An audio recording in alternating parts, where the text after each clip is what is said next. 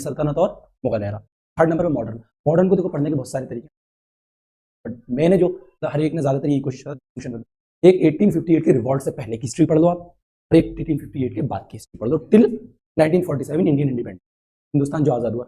1858 के बाद होता क्या है, कंपनी रूल से क्राउन रूल आ जाता है। इंडिया में 1858 का रिवॉल्ट होता है, 57 का रिवॉल्ट होता है, 1857 का रिवॉल्ट जो हुआ उसके कॉन्सिक्वेंसेस बहुत बुरे थे, इंडियंस के लिए भी और अंग्रेजों के लिए भी, दोनों के लिए। तो अंग्रेजों ने क्या सोचा कि कंपनी सही से काम कर रही है, के बाद हुआ क्या, क्राउन रूल आ जाता है 1858 के चार्टर के बाद, ठीक है। अब वो टिल चलता रहता है कंटिन्यूअस में, फिर वाइसरॉय आता है, तो होते होते 1947 होता है सारी ब्रिटिश गवर्नमेंट का। तो दो पार्ट में हम उसे पढ़ेंगे।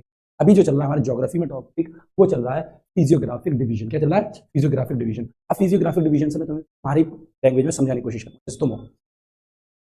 तुमने कहाँ से बताया, जम्मू कश्मीर से। तुमने कहाँ से बताया, अलीगढ़ के पास के एरिया से, और आपने हरियाणा में। अब तुम तीनों अलग अलग जगह से हो। अगर मैं जम्मू कश्मीर के बारे में इनसे पूछो, जरा जानो, तो मैं कहूँगा तुम जम्मू कश्मीर में आमतौर पर क्या देखते हो अपने चारों तरफ, पहाड़। आगे नहीं आगे पहाड़ वर्ड। अगर मैं तुमसे पूछूं तुम थोड़े से उधर हरियाणा साइड से थोड़े राजस्थान की तरफ निकल जाओ, तो क्या देखते हो, धूल मिट्टी, जैसे बोलते हैं डिजर्ट के एरिया में पहुंच गए। ये यहाँ रहते हैं, ये कहीं हमें पहाड़ देखने को मिलते हैं, इधर वेस्ट में कहीं नहीं मिलते, ये कहलाता है प्लेन्स। और किसी इंसान को मैं कहाँ से ले आऊँ, कोस्टल रीजन से, वेस्ट बंगाल या महाराष्ट्र के एरिया से, वहां क्या मिलेंगे तुम्हें, सिर्फ पानी। ये मैंने देखो बनाया था। यानी फिजियोग्राफिक डिवीजन ऑफ इंडिया का मतलब है इंडिया को 5-6 पार्ट में इस तरह से डिवाइड करा गया है कि उसके डिवीजन उसके फिजियोग्राफिक स्ट्रक्चर के बेस में, कि कहीं माउंटेन्स है, जो भी मैंने बताया, खुद मैं बनाया कि ऊपर वाला जम्मू एंड कश्मीर का रीजन है, कुछ इसमें उत्तराखंड का, यहाँ बताया कि माउंटेन्स है। क्या है भैया, माउंटेन्स है, ठीक है। अब ये वाला रीजन जो मेवात से आए, हरियाणा, यहाँ से थोड़ा सा साइड आओगे, राजस्थान जाओगे, राजस्थान तो पास में ही पड़ता है, तो वहां देखोगे धूल मिट्टी है खूब सारी, जिसे बोलते थे डिजर्ट। ये भाई हमारे यहाँ अलीगढ़ के पास के हैं, जो इस रीजन में से आते हैं। भाई यहाँ अलीगढ़ नहीं, अलीगढ़ यहाँ, तो इस रीजन से आते हैं, जो क्या कहलाता है, प्लेन्स, नॉर्दर्न प्लेन्स बोलते हैं। क्या बोलते हैं, प्लेन्स। अगर कुछ लोग हो सकता है इस वाले रीजन से हो, जो प्लेट्यू वाला रीजन है। अच्छा, दो तरीके के पहाड़ हो, जो जम्मू कश्मीर वाले हैं वो वेट है, मतलब पहाड़ मतलब पानी मिलेगा वहां, खूब बर्फबारी हो रही है। यहाँ सूखे पहाड़ एकदम, है नहीं, एकदम धूप निकल रही है। अब थोड़ा इधर आजा साइड में, बे ऑफ बंगाल, वेस्ट बंगाल की तरफ, इधर महाराष्ट्र, गोवा की तरफ, ये सिर्फ पानी पानी मिलेगा, तो कोस्टल रीजन। यानी इंडिया एक ऐसा लैंड मास, ऐसा कॉन्टिनेंट, ऐसे कंट्री है जहां तुम्हें हर चीज देखने को मिल जाएगी। सपोज अफगानिस्तान का एग्जाम्पल लेते हैं, अफगानिस्तान के आसपास कोस्टल लाइन नहीं है, बीच में चारों तरफ से टेरिटरीज हैं, कोस्टल लाइन है। हो सकता है कोई कंट्री के अंदर डिजर्ट ना हो सकता है किसी बांग्लादेश में, बांग्लादेश में ठंडे पहाड़ का है, तरह की चीजें है नहीं है।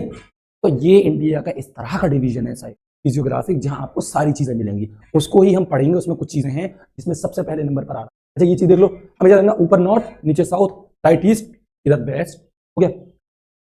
इस स्लाइड में बताया इंडिया 7वें नंबर की कंट्री है वर्ल्ड में, और एशिया कॉन्टिनेंट में। बेसिक्स ये पता है, ये बेसिक्स लग रहा है कभी कभी, बिल्कुल ये भी पूछ लेता लॉ में, बीए में और 11th एंट्रेंस में, तो ठीक है। अगला देखो, तुम लोग थोड़ा बता, देखो India is divided into 6 physiographic division. पहला क्या है बताओ कोई, द हिमालयन माउंटेन, जहां से आप हैं। द कोस्टल प्लेन, मानो कोई कोस्टल प्लेन यानी महाराष्ट्र के रीजन से आ जाए, या फिर कहां से आ जाए, वेस्ट बंगाल के। द इंडियन आइलैंड्स, इसमें मैंने पिछले वाले फोटो में ये आइलैंड्स भी हैं, देखो ये दिखाया मैंने, ये 2 आइलैंड्स हैं, लक्षद्वीप एंड अंडमान एंड निकोबार। एक आता बे ऑफ बंगाल में, एक आता अरेबियन सी में, ठीक है। और क्या है, the Indian desert, the peninsular plateau, और Brahmaputra plains, Indo Gangetic Brahmaputra. अब आते हैं पहले द नॉर्दर्न माउंटेन रीजन। तो इसके लिए मैंने एक फोटो बनाया, पहले उस फोटो को देखो, थोड़ा समझो। ये फोटो है, और से समझना भाई, आपको तो अच्छे से जम्मू कश्मीर जैसे जैसे ऊपर जाते रहते हो, ये तो सुना होगा, हिमाद्री, हिमाचल, शिवालिक्स, कुल्लू वैली, मनाली, ये सारे वर्ड तो फैमिलियर है, लेकिन कभी हमने ये जानने की कोशिश नहीं करी आखिर कुल्लू वैली क्यों अलग है, और जम्मू एंड कश्मीर में ऊपर जाते हैं वहां क्यों अलग है, ठंड ज्यादा क्यों है, या बीच में ये उत्तराखंड का रीजन ये क्यों अलग है। तो देखो ये बेसिकली 3 पार्ट में डिवाइड हो गए। सबसे ऊपर इस तरह का डिवीजन है, और से समझना, सबसे ऊपर जिसे बोलते हैं हिमाद्री, क्या बोलते हैं, हिमाद्री। बीच वाले रीजन को क्या बोलते हैं, हिमाचल। लास्ट वाली, सबसे लास्ट वाली बेल्ट को क्या बोलते हैं, शिवालिक। यानी हिमालय अगर ऐसे करके मानो मैं, तो ये 3 तरह से डिवाइड है, इस तरह, हिमाद्री, हिमाचल, शिवालिक, आ रहा है। हिमालयन माउंटेन इस तरह से डिवाइडेड है। अब इसके बारे में तुम लोग लिखना शुरू करो तो लिख लो, मैं तो बताता था। अब आगे बढ़ो, हिमालयन माउंटेन जिसे क्या बोलते हैं, यंग फोल्ड माउंटेन। क्यों, क्योंकि प्लेट्यू रीजन के माउंटेन से पुराने नहीं है, बल्कि ये नए हैं, प्लेट्यू रीजन के पुराने माउंटेन है, ठीक है।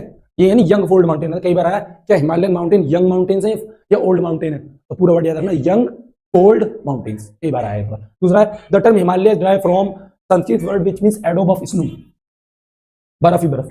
Total length is about 2400 kilometre. ये मैंने लिखा है हिमाद्री, हिमाचल, शिवालिक। यानी हिमालयन माउंटेन कितने उसमें रीजन में डिवाइड है, वो वाला हिमालयन माउंटेन का रीजन हिमाद्री, हिमाचल, शिवालिक। कई बार सवाल ऐसा आया जेएमआई में, विच of the following is the second stage, second layer of Himalayan mountain. तो हिमाद्री, हिमाचल के बाद क्या, शिवालिक, 3 नदी, तो क्या होगा, हिमाद्री, हिमाचल, हिमाचल सेकंड पे है, ठीक है। अच्छा ये तो इजी है, लेकिन इनके अदर नेम होते हैं, दूसरे नेम, क्या पहले समझो कि हिमाद्री सब बोलते हैं greater Himalaya, which of the following is also known as greater Himalaya, तो क्या कहोगे हिमाद्री। अब हिमाद्री का बारे में ये सबसे पुराना है, ओल्डेस्ट एंड हाईएस्ट रेंज, एक तो सबसे ऊपर है पुराना, ऊपर से सबसे ऊंचा, यहाँ जो मेन पीक है कंचनजंगा, माउंट एवरेस्ट, बड़ी बड़ी ऊंची ऊंची पीक्स कहाँ मिलेंगी, इसी रीजन में मिलेंगी। हमसे जब भी कोई कहता है हिमाचल, वो हिमालयन माउंटेन, तो हिमालयन माउंटेन हम समझ लेंगे बस माउंट एवरेस्ट, ऐसा नहीं है। हिमालयन माउंटेन एक बहुत बड़ा माउंटेन का रीजन है, जिसमें कंचनजंगा भी आता है, माउंट एवरेस्ट भी आता है, K2 भी आता है, समझ रहे हो। इसमें जो ऊपर वाली रीजन है जिसे बोल रहे हैं हिमाद्री ग्रेटर हिमालय, इसी में आता है पुराने और ऊंची रेंजेस जैसे K2 मैंने लिखा है, और देखो यहाँ लिखा माउंट एवरेस्ट आता है जिसकी हाइट कितनी है 8848 मीटर। दूसरी कंचनजंगा 8598 मीटर। अच्छा देखो Lofty and most continuous range covered with snow, ज्यादातर ये किससे कवर रहता है, तुम तो वहीं से जम्मू, ज्यादातर गर्मियों में भी हम जाएं फोटो खींचते देखते हैं हम लाइव फोटो दें तो अभी में बर्फ है, अब तो खैर बर्फबारी है। तो क्या है इस वाले के बारे में तीन खास बात, एक तो ओल्डेस्ट है, दूसरा लॉफ्टीएस्ट है, तीसरा कंटिन्यूअस, स्नो हर वक्त मिलेगी, और मोस्टली बड़ी बड़ी पीक्स, ऊंचे ऊंचे पहाड़ कहाँ मिलेंगे, हिमाद्री में। कहाँ मिलेंगे भाई, लोग आ रहा है समझ में, इतना तो लिखना हो लिख लो, जो भी लिखना हो। अगले पे चलो, मिल जाएंगे तुम, अभी तुम समझ लो। अब आते हैं दूसरे पे, क्या एक तो तीन चीजें आ गई इसमें हाईएस्ट रेंजेस है, दूसरी चीज सुनो इसी वाले रीजन में ग्लेशियर्स भी है, कौन से, गंगोत्री, यमुनोत्री, सिचान। अब इसके बारे में गंगोत्री और यमुनोत्री के बारे में कुछ पता है, साइचैन के बारे में बताऊंगा। देखो गंगोत्री ग्लेशियर से निकलती है गंगा, यमुनोत्री से ओरिजिनेट क्या होती है यमुना। मैंने एक टॉपिक पढ़ा दिया, तुम लोग दोबारा बता दिया, ड्रेनेज सिस्टम इंडिया में जितनी भी नहरें बहती हैं के बारे में पूरा, गंगा गंगोत्री, गंगा और यमुना यमुनोत्री, देखा होगा Ganga and Yamuna originate from this region of Himalaya, Himalaya की गंगोत्री यमुनोत्री ग्लेशियर के रीजन से ही गंगा यमुना निकलती है। दो चीज मिली। तीसरी देखो हिमाचल जिसे बोलते हैं lesser Himalaya, other name of Himachal is lesser Himalaya, it is found between Shivaliks and greater Himalaya. अब देखो ऊपर क्या था हिमाद्री, फिर बीच में क्या हिमाचल और नीचे शिवालिक, तो ग्रेटर हिमालय और शिवालिक के बीच में क्या आ गया हिमाचल, तो शिवालिक सबसे लास्ट में है, शिवालिक ध्यान रखना। अब आते हैं यहाँ खास बात क्या, हिल स्टेशन, तो खैर जम्मू कश्मीर से ही हो, तो हम लोग यहाँ से यूपी वाले ज्यादातर कोशिश घूमने जाने के, मेरे सारे दोस्त लॉ वाले घूमने गए भाई, मैं नहीं जा पाया। तो हम लोग क्या कहते हैं हिल स्टेशन घूमने जा रहे हैं या वैलीज घूमने जा रहे हैं, तो कई बार सवाल आया इन विच ऑफ द फॉलोइंग, तो इनमें से किस प्लेस पर हिल स्टेशन है या वैलीज है। तो याद रखना सेकंड जो लेसर हिमालय है, हिमाचल जिसे बोलते हैं, ज्यादातर हिल स्टेशन वही है, कौन कौन से, मसूरी, नैनीताल, शिमला, ठीक है, ये तीन जगह घूमने। वैलीज में Kashmir valley, Kullu valley, Kangra valley, और Ladakh is the coldest desert, coldest desert मतलब बर्फ ही बर्फ है, रेगिस्तान में रेत ही रेत होता है, तुम्हें तो पता ही होगा, वहां बर्फ ही बर्फ है, आ रहा है, हाँ भाई भाई, इसी तो कोल्डेस्ट वर्ड यूज करा, बिल्कुल ठंडा रेगिस्तान। अब आते हैं लास्ट वाले का, जिसे बोलते हैं आउटर हिमालय, लोअर हिमालय या शिवालिक्स, आउटर हिमालय या शिवालिक्स। अब इसे देखो, ये यंगेस्ट पार्ट है, वो ओल्डेस्ट था हिमाद्री, ये youngest part of Himalaya, extended from Jammu Kashmir to Assam. मैंने जो फोटो बनाया है इसमें मैंने दिखाया भी है यहाँ तुम्हें, ये देखो जो लास्ट में ये आया, देखो ये यहाँ से इस रीजन से शुरू होकर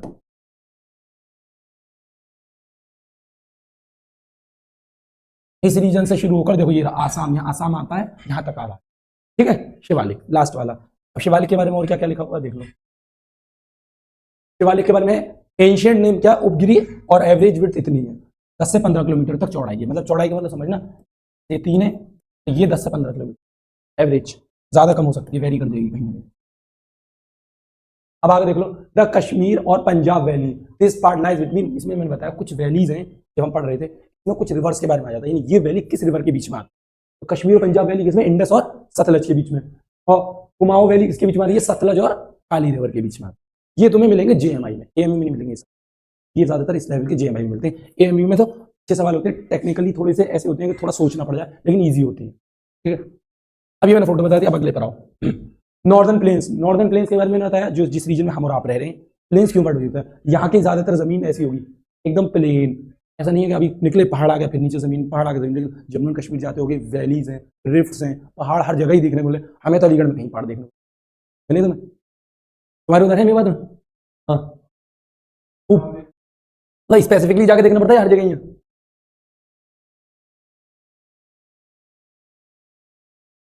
हाँ मैंने सुना, हाँ वहीं से जा रही है वो, मैं सब सुना, कोई पढ़ाऊंगा।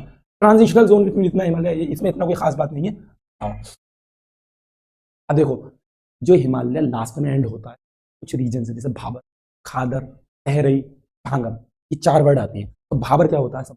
भाबर नैरो पूरा stretch of Indo Gangetic plain, इतना किलोमीटर विथ, और also known as alluvial fan of Shivalik, not suitable for agriculture but for victory. जो सवाल आता है, एक आता है भाबर के अंदर क्या अच्छी एग्रीकल्चर हो सकती है? Yes no? नहीं होगी। क्यों? क्योंकि क्या होता है, जितने भी पहाड़ से ड्रेन होकर पानी आ रहा है, तो सबको पता है, उसके साथ क्या आती है? सैंड आती है, बड़े बड़े पत्थर, छोटे छोटे पत्थर क्यों आते हैं? घिसते रहते हैं पानी से, आते रहते हैं। ये रीजन जो होता है भाबर का, बहुत पतला छोटा पार्ट होता है, 8 से 16 किलोमीटर का, इसे बोलते हैं अलुवियल। इसमें अलुवियल सॉइल आती है। अलुवियल सॉइल की खास बात क्या बता, किसी को तो पता होगी, कल तो तुम्हें बताई थी हमने। आप बताओ। फर्टाइल, तो best soil for agriculture, alluvial soil, ठीक है ना। तो यहाँ होती है, इतनी ज्यादा नहीं होती, और एग्रीकल्चर नहीं हो पाता भाबर। इसके बाद हुआ क्या मेरे समझ, स्लाइड्स गई कहाँ? खैर चलो, पता नहीं कहाँ गई इसकी स्लाइड, मैं आगे के बताता हूँ। इतना समझ में आया नहीं आया पहले देखो कैसे।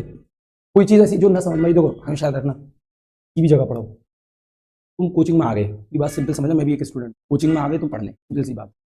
तो वहाँ तुम्हें मेरा कोई कॉन्ट्रैक्ट मेरे से नहीं है, टीचर से जो है, कोचिंग से है। भाई मुझे पढ़ना है और ये मेरी फीस, मेरे से तो नहीं है सर। तो मुझसे क्या टेंशन, क्या घबराना सवाल पूछने में, क्या ये सोचना कि सर क्या सोचेंगे? भाई तुमने वहाँ एडमिशन करा लिया, क्लास में एनरोल हो गए, नहीं आ रहे हो, जो समझ में नहीं आ रहा फौरन पूछो। क्योंकि यहाँ अगर तुम एक सवाल सोचोगे पूछने में, प्रॉब्लम पता क्या होगी? अगर वही सवाल आ गया पेपर में, वही आ गया पेपर में, फिर तुम्हें पता है ये नहीं होगा, अफसोस ज्यादा होगा।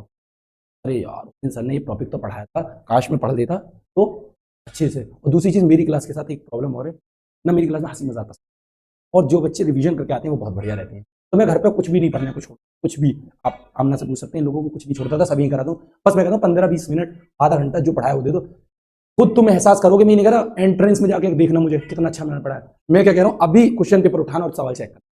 घर पे जाओ, क्वेश्चन पेपर निकालो, प्रीवियस ईयर बुक आती है, जो पढ़ा रहा हूँ टॉपिक उसी से रिलेटेड, प्रीवियस ईयर में जो पढ़ा रहा हूँ मैंने, ज्योग्राफी का कोई पोर्शन पढ़ा, जाओ ढूंढो, मिलेगा तुम्हें। हर साल में 1-2 सवाल जरूर मिलेगा, तो तुम्हें यहीं से पता लग जाएगा कि मैं सही पढ़ा रहा हूँ और तुम्हें सही पढ़ रहे हो, ठीक है। याद रखना, अब जितना पढ़ो प्रीवियस ईयर, अगर लॉ में रियल में नाम लाना तो मैं इसलिए कह रहा हूँ, लॉ की तैयारी सब करा, गाइडेंस कोई नहीं। एवरी वांट से 100 लोगों ने एडमिशन लिया कोचिंग में, 20 हो जाए, बाकी अगली बार आ जाए। रियलिटी बता रहा हूँ, मैं खुद स्टूडेंट हो सकता है सब नाराज हो जाए, लेकिन ये रियलिटी है। आज से मैं हर एक का एडमिशन नहीं होने दे रहा, ना स्टूडेंट चाह रहे, क्यों? और जाहिर सी बात है, अगर ये लॉ फैकल्टी में 120 सीट है ना, ये तो पता ही है, बच्चे 4-5 हज़ार दे, तो कैसे हो जाएगा 4-5 हज़ार का? ये तुम्हें अपने अंदर डिस्टिंक्शन करना है, ऐसे तुम्हारा मामला, ऐसे इनका मामला, कोई अलग नहीं है सबका। तुम लोगों को अपने आप में डिस्टिंक्शन क्या करना है कि मैं कुछ ऐसा पढ़ूं, कुछ एक्स्ट्रा पढ़ूं जो मैं और 5 लोगों से अलग हूं। वो जब हो पाएगा जब बेसिक सिलेबस पूरा हो। पता लगा तुम एक्स्ट्रा में चले गए, बेसिक तुम्हें पता ही नहीं है। ज्योग्राफी में तुम्हें यही नहीं पता इंडिया 7वें नंबर पर आता है, तुम्हें यही नहीं पता इंडिया में वेस्टर्न कोस्टल लाइन पे बे ऑफ बंगाल है या ईस्टर्न कोस्टल लाइन पे बे ऑफ, तुम्हें यही नहीं पता मेडाइवल हिस्ट्री कहाँ से शुरू होती है, किस रूलर से किस बैटल, और तुम पढ़ रहे हो जाके कोई और चीज़। तो एक्स्ट्रा जब पढ़ना, जब बेसिक पूरा हो जाए, तुम्हें हाँ सर हमें ये सब पता भी आ जाए, उसके बाद ऊपर चढ़ो, ठीक है। इसलिए बता रहा हूँ, क्योंकि ईरानी तुरानी किताबें बहुत मिलेंगी मार्केट में, ज़्यादातर कोई पकड़, हम लोगों ने भी पकड़ दी थी शुरू। ईरानी तुरानी किताब पता है कौन सी? बहुत महंगी आती है। ईरानी तुरानी मतलब XYZ इधर उधर की किताब है। हाँ बस वो सही, अननेसेसरी ईरानी तुरानी बोलते हैं। चलो लिखो, लिखो भाई, नॉर्दर्न प्लेन्स हमने लिखवा दिया, भाबर खानदर की बतख आगे। अब हम पढ़ेंगे, सबसे पहले हम पढ़ देते हैं, चलो इसके बाद हम ये पढ़ लेते हैं islands, Indian island. Indian island गायब है भाई, पता नहीं कहाँ गया, तुम लोगों को कल पढ़ाया था इंडियन आइलैंड्स। इस वाले से 3 से 4 सवाल आएंगे, जो अब तुम्हें इंडियन आइलैंड्स के बारे में बताऊंगा। 3 से 4 मिल जाएंगे तुम्हें, हर साल 3-4 नहीं आते, 3-4 का मतलब हो सकता है 2 आ जाए या 1 आ जाए, लेकिन फिर तुम JMI पहुंचे, वहां मिल गया तुम्हें 1-2। पहली चीज समझो, जो आइलैंड वर्ड का मतलब है, यानी समझना वर्ड से, ये कोई वाटर बॉडी है, यानी चारों तरफ क्या है? पानी पानी, ठीक है, चारों तरफ पानी, उसके बीच में कोई एक लैंड मास हो, यानी जमीन का टुकड़ा हो, जो चारों तरफ से किससे घिरा हो? पानी से। तो तुम लिख सकते हो an island is a piece of land that surrounded by water, यानी पीस ऑफ लैंड, लिख लेना भाई। मैं तुम लोगों को बहुत इजी लैंग्वेज में लिखवाऊंगा, क्योंकि एंट्रेंस की प्रिपरेशन कर रहे हो तुम, यहाँ कोई थ्योरी नहीं पढ़ रहे हो सर इसके बारे में बहुत डीप बताइए, नहीं। एंट्रेंस प्रिपरेशन मतलब static fact, fact to fact बात करेंगे। बहुत छोटी सी लाइन लिख लो, लिखवाने को तो पूरा पैराग्राफ लिख दो, ये होता है वो होता है, आइलैंड नहीं, बस एक एरिया ऑफ लैंड जिसके चारों तरफ पानी हो, वो आइलैंड होता है, ठीक है। ये नहीं है एरिया ऑफ लैंड, ऐसा नहीं कि यहाँ ये लैंड है ये भी लैंड है, ये आइलैंड नहीं होगा, चारों तरफ ही पानी होना चाहिए। हाँ अभी तुम्हें एक सवाल आता है श्रीलंका से, श्रीलंका और इंडिया किस लाइन से, किस स्टेट से डिवाइड हो रही है? इंटरनेशनल बाउंड्रीज जब पढ़ा जाता है पाक स्ट्रेट, नहीं पाक स्ट्रेट जगह का नाम है। India and Sri Lanka are divided by, कोई बाउंड्री बनाई नहीं गई है, नेचुरली है, पाक स्ट्रेट बोलते हैं उसे। हाँ स्ट्रेट बोल रहा हूँ, बोला था आपने, समझ कोई नहीं, तो ठीक है ना, पाक स्ट्रेट बोलते हैं। ऐसी अभी अंडमान एंड निकोबार बताऊंगा कितने से, बताना जरा, तुम लोग कल बताया था, बताओ। 10 डिग्री चैनल डिवाइड्स या सेपरेट्स अंडमान फ्रॉम निकोबार, यानी अंडमान अलग है, निकोबार उसके नीचे 10 डिग्री चैनल, ठीक है। तो लिख लो, ये पहले लिखो, फिर इसके बाद लिखो अंडमान एंड निकोबार। आप समझना, देखो मैं फोटो बना रहा हूं, थोड़ा सा गौर से देखना, ये इंडिया का नीचे वाला हिस्सा है, ऊपर का नहीं बना रहा हूं मैं। कुछ आइलैंड्स इधर हैं, कुछ आइलैंड इधर हैं, ये कहलाता है इधर वाला हिस्सा अरेबियन सी, तो ये क्या कहलाएगा? बे ऑफ बंगाल। अब भैया यहां भी हैं कुछ आइलैंड, यहां भी हैं, अब कौन सा आइलैंड कहां है इसके बारे में पढ़ना है, सुनो लिखो, अंडमान एंड निकोबार, अंडमान और निकोबार वो कहां पर है? बे ऑफ बंगाल में। तो लिख लो, ऐसे लिख लो कहीं, Andaman and Nicobar.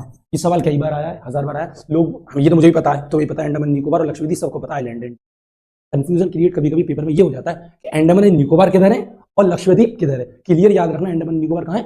Bay of Bengal, ठीक है। लिखो आगे, और इधर कौन है? बस लक्षद्वीप, ठीक है। आगे भाई, चलो लिख लो, लिख लिया ना, लिख लो भाई, इसलिए कह रहा हूँ, ये स्लाइड्स शेयर नहीं हो पाएंगी फिर, मतलब पता नहीं कैसे शेयर होंगी, लिख लो। चलो हम पहले अंडमान एंड निकोबार के बारे में पढ़ेंगे।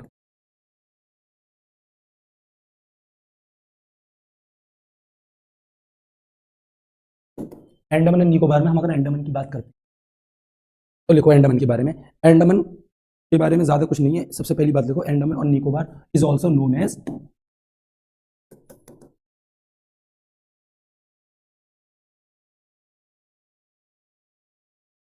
एमरल्ड। एक सवाल इसी में तुम्हें रीजनिंग में मिलेगा और जीएस में मिल जाता है, दो सवाल लगते हैं इसी एमरल्ड वर्ड से। पहले तो बता एमरल्ड क्या होता है? Very good, precious stone. Precious stone होता है, ये तो सबको पता है। What is the colour of emerald?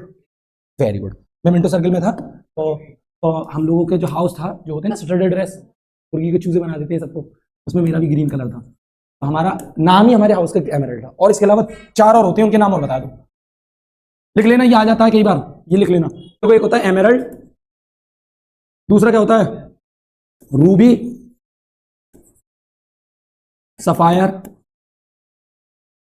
Topaz. तुम में से कोई इंटरनल है? फिर तो और ज्यादा मेहनत की जरूरत है भाई, सच में बोल रहा हूं। ग्रीन तुम भी लिख लेना भाई, ये जीएस में आ जाता है। रेड ऐसे आता है रीजनिंग में, emerald is to green in the same way, analogy में ruby is to red, tick करना होगा। सफायर होता है ब्लू और टोपेज होता है येलो। ये चीज लिख लो भाई, एक कोई अपने पेज पे लिखते चलो, नोट्स बनाते चलो।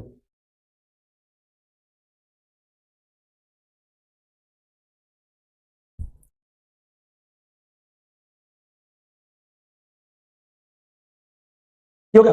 अब इसके बारे में दूसरी खास बात लिख लो इधर, इट इज डिवाइडेड इनटू,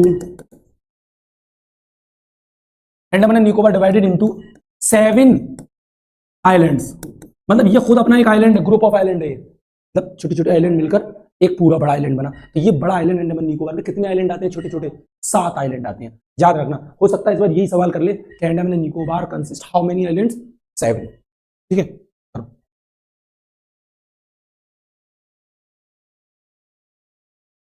ठीक है भाई, आगे चले। देखो नॉर्दर्न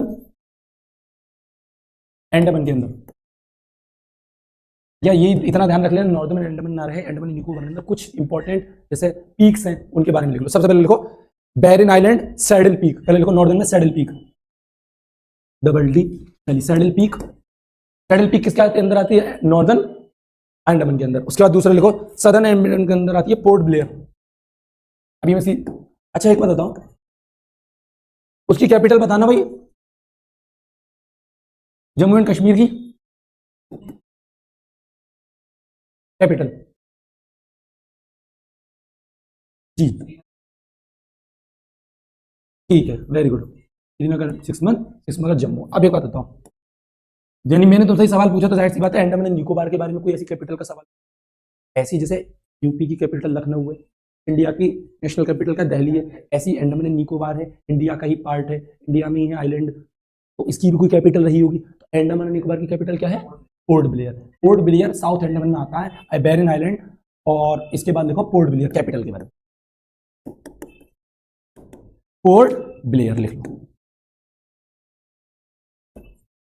पोर्ट ब्लेयर ये कई बार एंट्रेंस में आया, कई बार कंफ्यूजन होता है, ऐसी उसकी लक्षद्वीप की बताऊंगा। पहले इसकी लिखो, port Blair is the capital of Andaman and Nicobar. Factual data लिखो, इंपॉर्टेंट जो एंट्रेंस के पर्सपेक्टिव से पढ़ाने को बहुत सारा है, नहीं इतना टाइम तुम पे, क्योंकि टाइम पे सिलेबस पूरा करना नाम पे, तो वो चीज बताई जाए इंपॉर्टेंट जो एग्जैक्टली मतलब कोशिश करते हैं हम लोग एंट्रेंस में ही आए बताने को। तो क्या अंडमान में किस टाइप के रॉक्स होती हैं, कितने होते हैं, सब बताया जाए। बट ये एट प्रेजेंट आप लोग क्या बता रहे हैं हम, जो मोस्टली फ्रीक्वेंटली क्वेश्चन पूछे जा रहे हैं एएमयू जेएमआई में या वेरियस एंट्रेंस।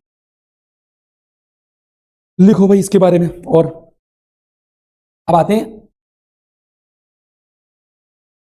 ग्रेट निकोबार के बारे में। देखो भाई ग्रेट निकोबार के बारे में सुनो। ग्रेट निकोबार है, इसके अंदर एक जगह आती है इंदिरा पॉइंट। क्या आती है? इंदिरा पॉइंट। इसके इंदिरा पॉइंट जो है इंडिया का सदर्न मोस्ट पॉइंट है। क्या है? Southern most point. लिख लो इंदिरा पॉइंट, मतलब समझिए इस लाइन का, भाई बता रहा हूं।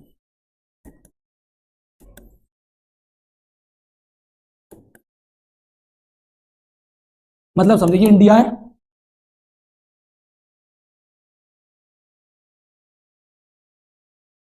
ये साउथ है, इस साउथ में इंडिया में बिल्कुल ऐसे ऐसे करके आओ नीचे, यहाँ यहाँ हमारे आइलैंड हो गए, इधर इधर दो अंडमान निकोबार लक्षद्वीप।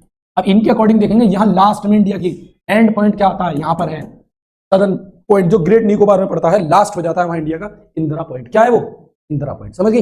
यहाँ नीचे तक आओगे एक लाइन तक तो देखोगे सबसे लास्ट में इंडिया का इंदिरा पॉइंट कहलाता है। ठीक है, इस सवाल भी आया, यानी इंडिया का सबसे लास्ट का पॉइंट, सदर्न मोस्ट पॉइंट क्या है साउथ में?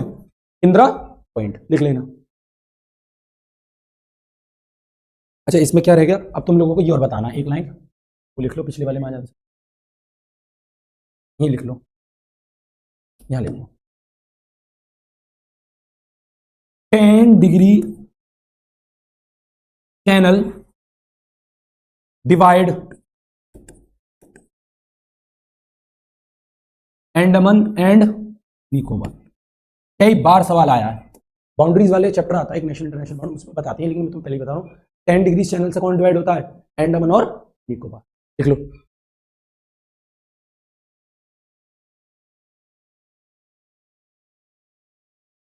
यहाँ जो मतलब क्लाइमेट किस तरह से, ट्रॉपिकल रेनी फॉरेस्ट रहता है, ठीक है, बारिश वाला एरिया, ट्रॉपिकल रेन फॉरेस्ट है यहाँ।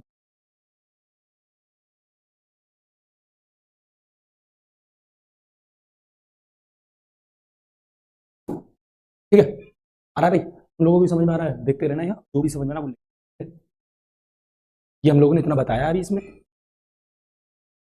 ये आइलैंड के बारे में बताया, आइलैंड चारों तरफ से होता है, अरेबिया में लक्षद्वीप, इसमें भी बंगाल पर यहाँ पर आ जाओ, एमएलडी में थोड़ा सा बात बता दी है, 10 डिग्री चैनल इसको अंडमान निकोबार को डिवाइड कर रहा है। यहाँ आ जाओ, सैडल पीक है, बैरन आइलैंड है, और बैरन आइलैंड के ऊपर एक बात और थी जो मैं बताना भूल गया, तुम लोगों ने सुना होगा एक्टिव वोल्केनो के बारे में। एक्टिव वोल्केनो का मतलब, वोल्केनो तो पता है, मतलब ज्वालामुखी जिसे बोलते हैं, आग निकलती है सर्टेन टाइम तक, ज्वाला उसके अंदर जलता है, लावा निकलता है। इंडिया के अंदर ओनली एक्टिव आइलैंड के अंदर बैरन आइलैंड आता है, यानी कई बार चला विच ऑफ द पूरी एग्जिटिव सवाल आया, is the only is the active island, active volcano. Active volcano कौन है? बैरन आइलैंड। लिख लो एक्टिव वोल्केनो, इसके नीचे जरूर लिख लेना एक्टिव वोल्केनो।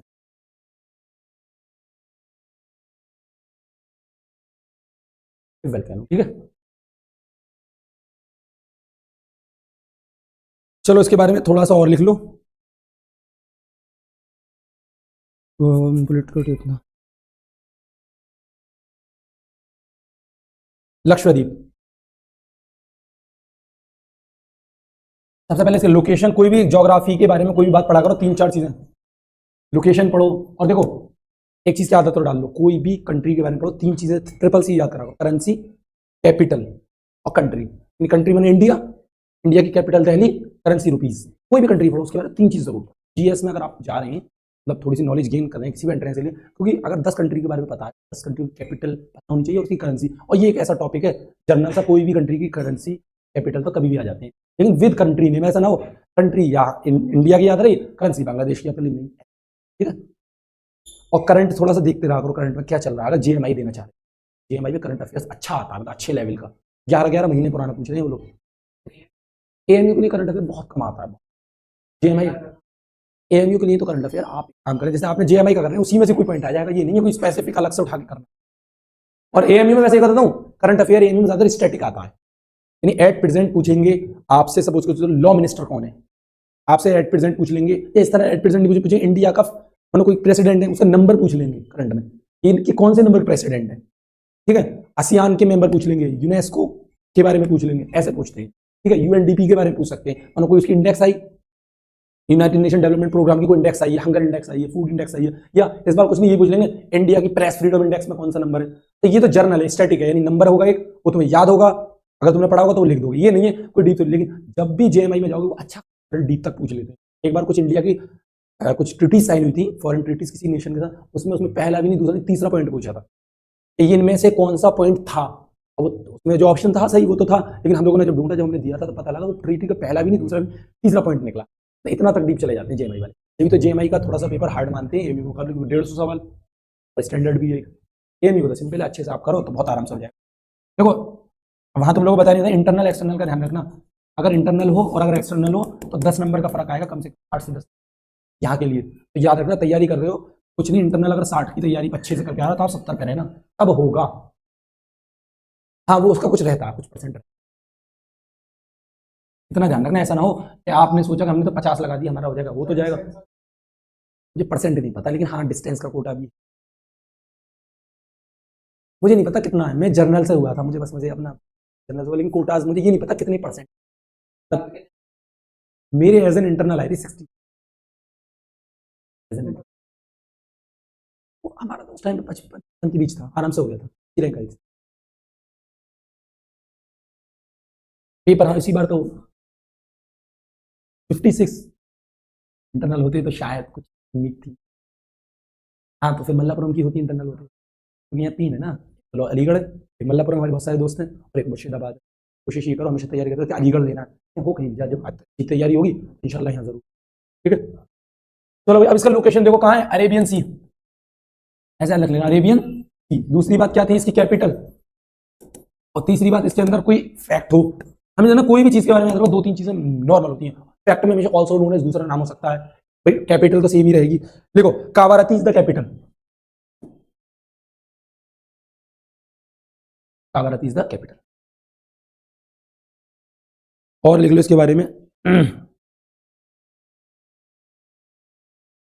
ये ऑल्सो नोन एज में आता है, also known as Laccadive Minicoy, Laccadive Minicoy also known as में आता है, मैंने बताया था ऑल्सो नोन एज आ जाता है कभी कभी, जेएमआई में ऑल्सो नोन एज के ऊपर एक सवाल आता है, खुद दिया था जो। और इसके अंदर एक आइलैंड आता है पिटी, PITT, पिटी आइलैंड, पिटी मतलब बहुत छोटा था, पिटी आइलैंड, इसके अंदर पिटी आइलैंड आता है, PITT, पिटी आइलैंड, उसको डिक्लेयर कर दिया गया, declared as bird sanctuary.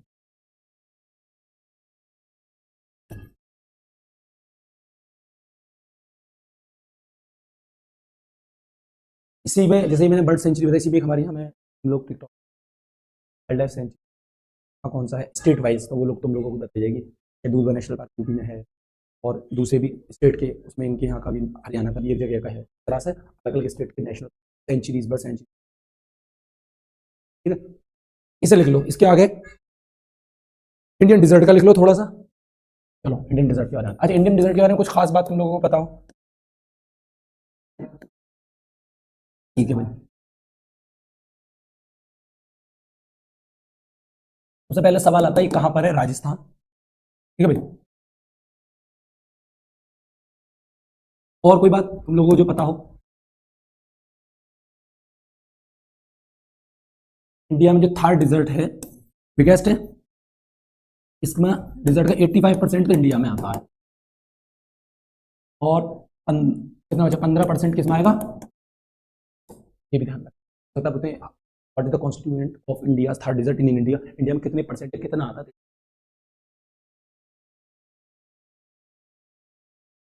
Third digit world में कौन से नंबर पर आता है, 17th largest desert in the world.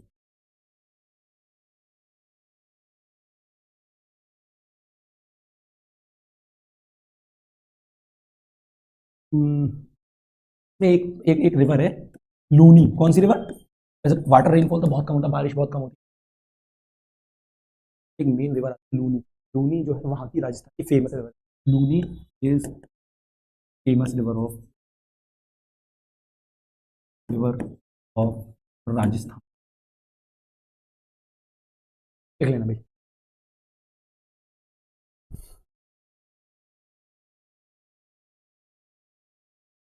अब इसके बारे में पढ़ेंगे पेनिनसुलर प्लेट्यूज, पढ़ेंगे पेनिनसुलर प्लेट्यूज। चलो भाई पेनिनसुलर प्लेट्यूज को समझते हैं।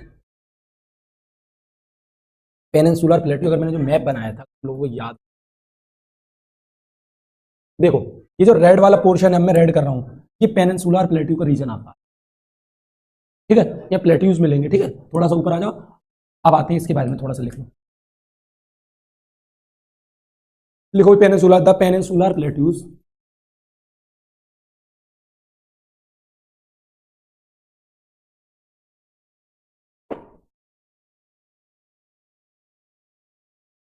के बारे में दो तीन बात सबसे पहले इंपॉर्टेंट है वो लिखो।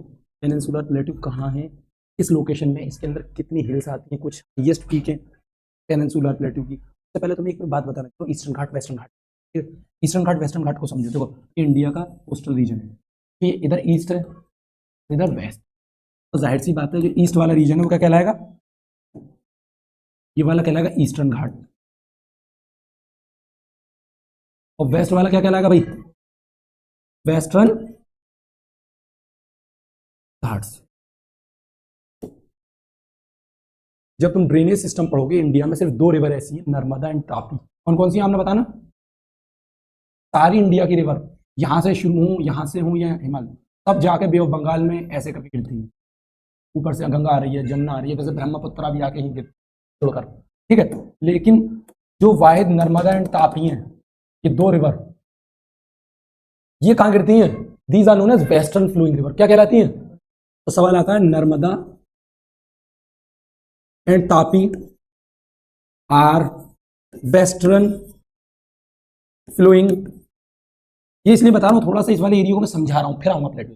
वेस्टर्न फ्लोइंग रिवर्स, और जो कहां गिरती हैं, falls in Arabian sea, Arabian sea में आगे गिरती हैं। ये सारी रिवर तो बे ऑफ बंगाल में जाती हैं, इसका कुछ डिक्लाइन इस तरह का है, जो दोनों नर्मदा एंड तापी ये किधर गिर जाती है, वेस्ट में अरेबियन सी में जाती है। यही दो रिवर के बारे में ज्यादा कुछ, which of the following is known as western flowing river, Narmada and, आ रहा है लोगों को भी आ रहा है, ठीक है चलो।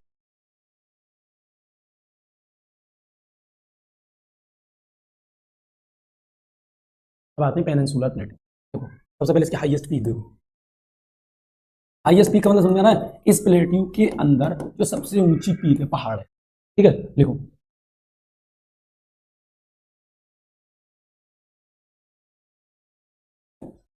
लिखो भाई, highest peak Anamudi, ANAIMUD, अनाई Moody,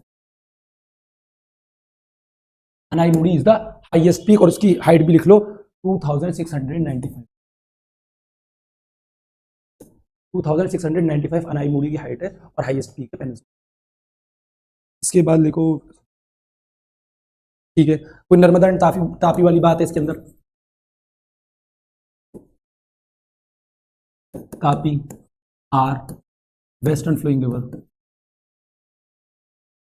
मैं दोबारा इसलिए लिखवा देता हूँ, जो मेरे अपने पास नोट्स के अकॉर्डिंग सब कुछ लिखवा जाए, कुछ छुट्टी कोई भी क्वेश्चन आ जाए तो ये ना हो कि तुम लोग, ये दोनों बात समझ में आई। अब इसके बाद अगला देखो,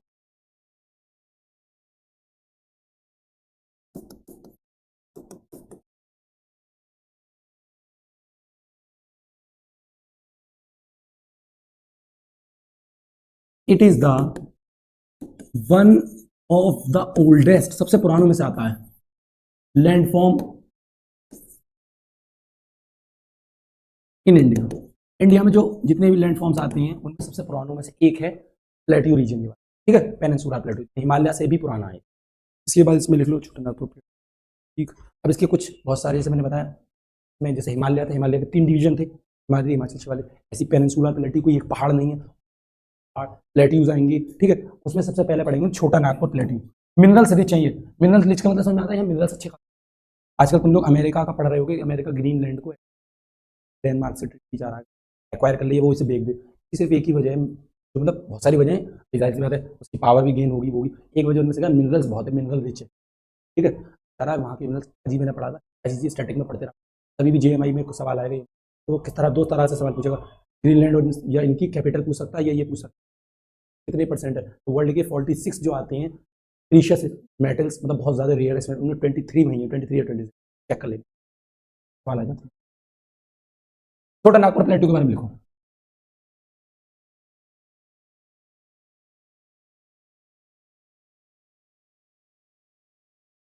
भाई 11th में तो ये सब आएगा, इसे तो छोड़ना ही मत तुम।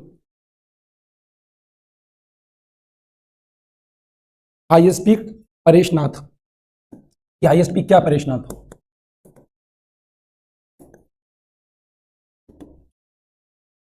परेशनाथ, ठीक है भैया, इसकी हाईएस्ट पीक क्या है, परेशनाथ। और इसके बारे में दूसरे लिख लो, ये मोस्टली लोकेटेड झारखंड में है, बाउंड्रीज लग रही है कंट्री उससे, स्टेट से, लोकेटेड इन झारखंड। और उसके अलावा और भी स्टेट्स हैं, उनके नाम लिख लो। झारखंड के अलावा इसमें है छत्तीसगढ़, वेस्ट बंगाल, कहाँ कहाँ भी आ रहा है, छत्तीसगढ़, वेस्ट बंगाल, इनसे इसकी बाउंड्रीज लग जाती हैं। ये सारी कंट्रीज के अंदर, वो स्टेट के अंदर ये अपना एरिया एक्वायर कर ले।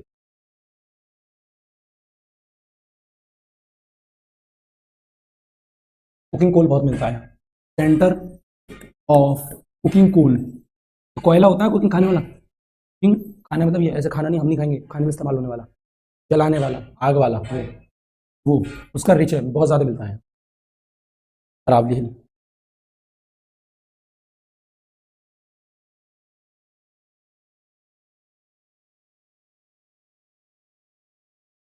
चलो अरावली हिल के बारे में लिखो। इसके बाद अगला है छोटा नागपुर प्लेट्यू हो गया, अब है अरावली हिल।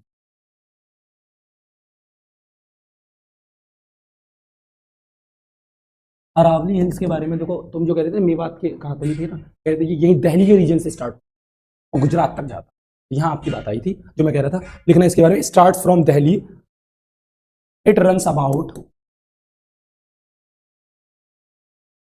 800 किलोमीटर, 800 किलोमीटर चलता है, फ्रॉम दिल्ली टू गुजरात, ठीक है भाई, लिख लेना, कहाँ दिल्ली से होते हुए गुजरात तक जाता है। एक चीज, ओल्डेस्ट फोल्ड माउंटेन अरावली हिल, इसके अंदर oldest, young young fold mountain में माउंट एवरेस्ट था, ओल्ड फोल्ड माउंटेन में क्या आएगा, अरावली ओल्ड माउंटेन, ठीक है भाई, इतना लिख लेना। इसके आगे इसमें 2 चीज और है जो बहुत इंपॉर्टेंट है, जो एंट्रेंस में आती है, ये एंट्रेंस में आए ना आए इतने चांस नहीं, लेकिन जो अब लिखवाऊंगा वो जरूर आता है, कई बार आया, 2 पॉइंट लिख लेना। माउंट आबू के बारे में, माउंट आबू यही लोकेटेड है, Mount Abu is located in Aravalli, Mount Abu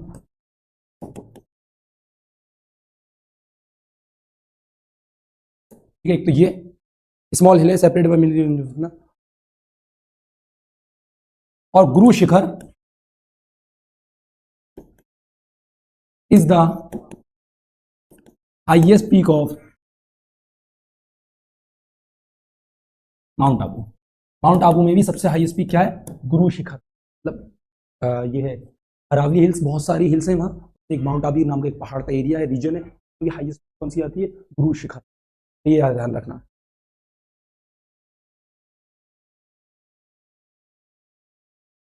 ठीक है भाई, ये वेस्टर्न होगा। अब आते हैं हम, जो मैंने ईस्टर्न घाट वेस्टर्न घाट कहा था, यानी अब ये तुमने मैंने प्लेट्यूज रीजन पढ़ा दिया, अब इसके प्लेट्यू के अंदर कुछ रीजन ईस्टर्न घाट के साइड में होगा, कुछ रीजन इसका प्लेट्यू का वेस्टर्न घाट के साइड। जो मेजर डिस्टिंक्शन करना है तुम्हें यहाँ से करना है, यानी एक तरफ लिख दूंगा मैं ईस्टर्न घाट, दूसरा लिख दूंगा वेस्टर्न घाट। अब इसमें सवाल आता है जो डायरेक्ट आता है, लिखना, लिख लेना ईस्टर्न घाट वेस्टर्न, पहले लोगों ने कह दिया वेस्टर्न, इधर वेस्टर्न है तो वेस्टर्न जाहिर सी बात है इधर की साइड में वेस्टर्न आएगा, ऐसे बनाओ, इधर ईस्ट है इधर वेस्ट है, तो वेस्टर्न घाट इधर लिख दिया।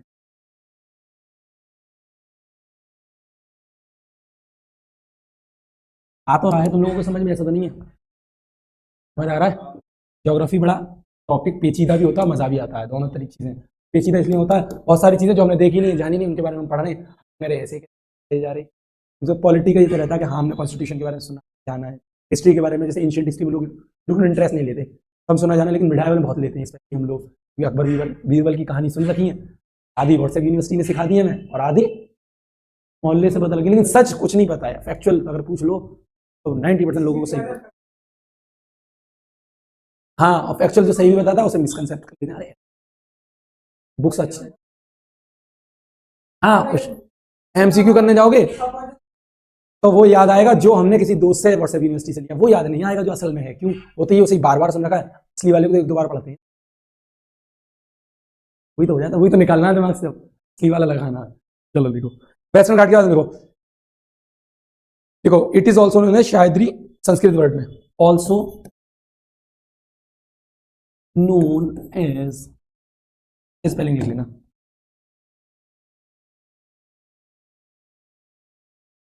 शायदरी, जो संस्कृत वर्ड है, क्या वर्ड है, संस्कृत वर्ड, शायदरी माउंटेन। ठीक है भाई, एक तो बात ये हो गई, एक मिनट अगला लिखो। अब ये जो वर्ड घाट है, द वर्ड घाट्स मीन्स, का मतलब क्या होता है किसी को, gaps, if there is a gap this is known as ghat, ये यहां से यहां का गैप है, ये घाट हो गया। ये वर्ड घाट का मतलब क्या है, गैप। ये ईस्टर्न घाट है, वो सॉरी वेस्टर्न, ये ईस्टर्न घाट है, इन दोनों के बीच में गैप्स हैं, और अपने आप में भी गैप्स है, यानी जब कहीं दो चीजों में गैप्स हो, मतलब हम जनरली यूज नहीं करते, ये वर्ड जो ड्राइव हुआ है उसमें असल वर्ड घाट का मीनिंग जो है जहां से ड्राइव हुआ है, तो मतलब क्या होता है, गैप्स, कहीं गैप है, दिस इज नोन एज घाट। अब अलग अलग जगह यूज कर सकते हैं, बट हमें ज्यादातर ईस्टर्न घाट और वेस्टर्न घाट में घाट सुनते हैं, अगर वो वाले घाट हम लोग नहाने जाते हैं। हाँ हाँ, वही मिसकंसेप्शन, उसका लिटरल मीनिंग कुछ और होगा वहां पर, वह घाट मतलब गैप्स, लेकिन वो किसी और टर्म में यूज होते होंगे। चलो लिख लो, हाईएस्ट पीक क्या है इसकी, यही सवाल आता है, हाईएस्ट पीक, हाईएस्ट पीक है इसकी अनाईमूरी। पता ये वाला सवाल कैसा आएगा, लिख के दिखाऊंगा तुम्हें। देखो पता है सवाल कैसा था, which of the following is the highest peak of eastern ghat, या which of the following is the highest peak of west. एक तो मैंने ईस्टर्न घाट की लिखवा दी अनाईमुड़ी, अब मैं वेस्टर्न वेस्टर्न की लिखवा दी अनाईमुड़ी, अब मैं ईस्टर्न की लिखवा, दोनों याद रखना, अनाईमुड़ी महेंद्रगिरी दो अलग अलग आएंगी, अनाईमुड़ी यहाँ की है, महेंद्रगिरी, ठीक है लिखो। और इसके बारे में क्या है, स्टेशन कोई इंपॉर्टेंट नहीं, यही बात थी बस। देखो ईस्टर्न घाट के बारे में देखो, फैक्चुअल इंपॉर्टेंट लिखवा लो, ज्यादा नहीं। देखो भाई ईस्टर्न घाट के बारे में लिखो, डिसकंटिन्यूअस और इरेगुलर, ये हाँ ये डिसकंटिन्यूअस है, डिसकंटिन्यूअस मतलब इसमें कोई रेगुलरिटी नहीं है, और उसके अंदर कंटिन्यूटी थी, रेगुलरिटी थी, कैसे भी बताऊंगा, ये डिसकंटिन्यूअस है, क्या है, डिसकंटिन्यूअस, डिसकंटिन्यूअस मतलब रेगुलरिटी मतलब कंटिन्यूअस मतलब ये कंटिन्यूअस थे, ये वाले कंटिन्यूअस है, लिख लेना, ये कंटिन्यूअस है हिल्स, इसके अंदर डिसकंटिन्यू, ये यहां से यहाँ आ गया, खत्म गैप, ये गैप कौन फिल करेगा, डिसकंटिन्यू, यानी यहाँ एक हिल होगी फिर डिसकंटिन्यू, फिर हिल होगी फिर रेंज होगी फिर डिसकंटिन्यू, कंटिन्यूअस मतलब देखा ना, एक तरफ से नजर घुमाई कश्मीर में, दूसरी तरफ कंटिन्यूअस पहाड़ चलते चले जा रहे, कोई गैप नजर नहीं आता, मतलब गैप मतलब फिर बीच में एक होगा, फिर बीच में होगा, यहाँ क्या है एक, हाँ लेकिन ये यहाँ क्या एक हो गया रीजन, उसके बाद कुछ ना कुछ गैप है, तो रीजन आ गया रास्ते, हाँ वहाँ होगा, वहां भी अगर हम पास से जाके देखेंगे ना, वो लोग हम दूर से देख रहे हैं, जब तक चीज के बिल्कुल पास में ना जाओ, देखो ना हाँ यहाँ खत्म होगी ये चीज, दूर से तो ऐसा लगता है सब लाइन में, लगता है नहीं लगता, पास या ये दूर दूर है, कभी कभी लगता है क्योंकि बहुत बड़ी, अगर आप रेंज पे गए देखा माउंट एवरेस्ट देखा, उसके आसपास के तो लगेंगे है ही नहीं कोई, ये तो होता है, लेकिन पास में जाके पता लगता है ये भी एक पहाड़ था, इसे पार करेंगे फिर एक और है, फिर इसे पार करेंगे फिर एक और, पहाड़ी पहाड़ है। चलो भाई इसके बाद लिख लो, एक सवाल और है, दीज यानी eastern ghat are older than western ghat, पूछने लगे which of the following the older, eastern ghat और वेस्टर्न घाट, तो क्या बोलोगे, eastern ghat, eastern ghats are older than western ghat, हाँ, वेस्टर्न घाट बाद में, ईस्टर्न घाट पहले, मींस दिस। देखो एक वो होता है एलिमेंट, हाँ हाँ, एक देखो ये ऐसे बहुत सारी चीज होती है, जैसे हम पता करते हैं आईबीसी, इंडस वैली सिविलाइजेशन है, पुरानी कैसे है, 2500 बीसी की क्यों वैदिक एज उसके बाद की है। Carbon dating element carbon 12 use करते हैं, कार्बन डेटिंग की हिस्ट्री में जब आप इंशाल्लाह नाम आएगा तो फैकल्टी में जाओगे तो ये भी वहाँ वो आता है कि किस तरह से हिस्ट्री आप आर्कियोलॉजिकल सर्वेस को अंडरस्टैंड करें, क्या क्या चीज़ें मिली उसमें, ये एक छोटा सा पॉइंट लिखना जरूर होता है, लिखते हैं लोग, पढ़ते हैं। कार्बन 12 कार्बन डेटिंग के थ्रू हमें पता लग जाता है ये चीज़ इतनी पुरानी है, ये चीज़ इतनी पुरानी है, उसके हिसाब से हम पता कर लेते हैं कि भैया ये वाला एरिया पुराना, ये वाला एरिया नया है। पुराना पता कैसे, इसके सैंड्स है, इसके रॉक्स है, वहाँ जो भी चीज़ें मिलेंगी उससे। क्या चीज़, हाँ अभी नहीं हुई है। Mahendragiri, Mahendragiri is the highest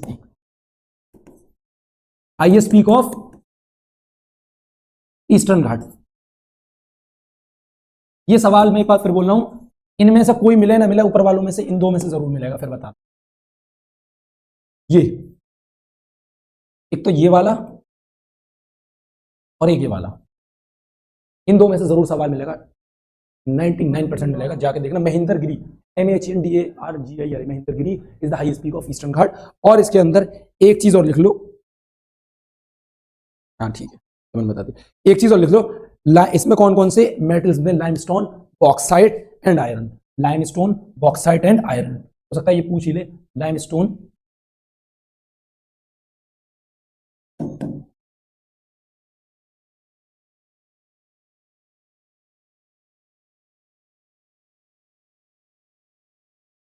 and iron. तुम लोगों को एक सवाल और मिलेगा आयरन से रिलेटेड, तुम लोग दोनों आंसर करो। Does Indus valley civilisation peoples were aware about iron और नॉट, यानी इंडस वैली सिविलाइजेशन को आयरन तुम्हारे में भी नो आंसर, वो किसका है, कॉपर के बारे में। ठीक, चलो ये टॉपिक यहीं पूरा होता है, इसमें कुछ थोड़ी बहुत चीजें हैं, तो हम आगे इंशाल्लाह कंटिन्यूस करेंगे नए टॉपिक के साथ। कितना वेटेज रहता है, देखो वेटेज ये रहता है, ये नहीं जो ज्यादातर ये स्टैंडर्ड है। अब होने को तो 40 से, मैं वही बता रहा हूँ भैया, जो मुझे 40 से 45 इंग्लिश हो सकती है। अगर मानो रीजनिंग में कुछ कम होगा तो इंग्लिश में बढ़ सकता है, बट हो गई। अब बचते 40, 20 से 25 मान लो क्वालिटी रहती है। अगर 20 की आती है, सपोज करो 20 की क्वालिटी आती है, तो कितने बचते हैं, 20 में 5 का तो करंट कर देते हैं, करंट हो सकता है 5 से 3 भी कर देते हैं, क्योंकि हम 5 मानते हैं। बाकी का 15 जो बचा वो जीके के पोर्शन में आ जाता है, जिसमें से अगर 15 का आ रहा है तो जीके में कुछ नहीं, ज्योग्राफी में 4 से 5 बनते हैं सीधे सीधे, अप्रॉक्स अगर आती है 4, मतलब 4 तो आ ही जाते हैं, 4 से। अच्छा एक से नहीं आती, ये नहीं खाली लैंड मास आती है, उसमें नेशनल इंटरनेशनल बाउंड्रीज मिल जाएगी, वाइल्ड लाइफ सेंचुरीज मिल जाएंगी, इंटरनेशनल एजेंसीज मिल जाएंगी, और डिफरेंट इंडेक्सेस मिल जाएंगी तुम्हें। उसमें तुम्हें ज्योग्राफी के अंदर फेमस पर्सनैलिटीज, क्योंकि कॉन्टिनेंट बेस हो रहा है, करंट अफेयर इसमें लगा देंगे, उसमें आ जाएंगी, या कोई भी ज्योग्राफिकल लोकेशन से रिलेटेड, ये वाला फ्रूट, ये वाला वो, GI tag, geographical indication tag, अभी किसी को मिला, किसको नहीं मिला, ये चीज आ गई। अच्छा ये होगा, बाकी के में 10 नंबर में हिस्ट्री और स्टैटिक भी हो जाता है, इस तरह का पोर्शन रहता है। ये मानते हैं इंग्लिश ज्यादा वेरी कर जाती है, ऊपर नीचे होती है, जिसके वेरिएशन की वजह से ये सब वेरी कर जाते हैं। जैसे इस बार क्या हुआ, पॉलिटी बहुत कम पूछी थी इन्होंने, सब अवेयरनेस बात से पूछी थी, नहीं पूछी थी, जिसने दिया उन्होंने क्या करा, इसका सारा पोर्शन काट कर कहाँ कर दिया, GS में, 30 तक पहुंचा दिया GS। अब बताओ कहाँ 20 आने का उम्मीद रहती है, आगे 30, तो एकदम नई चीज आ गई। तो ये है, कोशिश ये करो, जो ये पैटर्न स्टैंडर्ड दे रखा है कि 40 20 20 20, तो तैयार करो प्रॉपरली। इसके अलावा भाई कुछ भी हो सकता है, उसके लिए क्या, आप थोड़ा सा एक्स्ट्रा GS पढ़ लो, क्वालिटी भी थोड़ा एक्स्ट्रा पढ़ लो, ये दोनों तो वेरी कम ही करेंगे। मैंने बोला ना, ये 10 नंबर में, ये 15 नंबर में आपसे 3 ज्योग्राफी 4 ज्योग्राफी पूछ रहे, 2 केमिस्ट्री, 1 बायो पूछ लेता है, ये कुछ नहीं ऐसा यूनिट पूछ लेगा, कुछ नहीं किसने इलेक्ट्रॉन फाउंड करा, किसने प्रोटॉन, या यही पूछे इलेक्ट्रॉन पॉजिटिव है या नेगेटिव है, बताओ, नेगेटिव, प्रोटॉन्स पॉजिटिव, यही पूछ लेगा। प्रोटॉन्स में न्यूक्लियस में होते हैं, इलेक्ट्रॉन्स, प्रोटॉन्स न्यूक्लियस में होते हैं,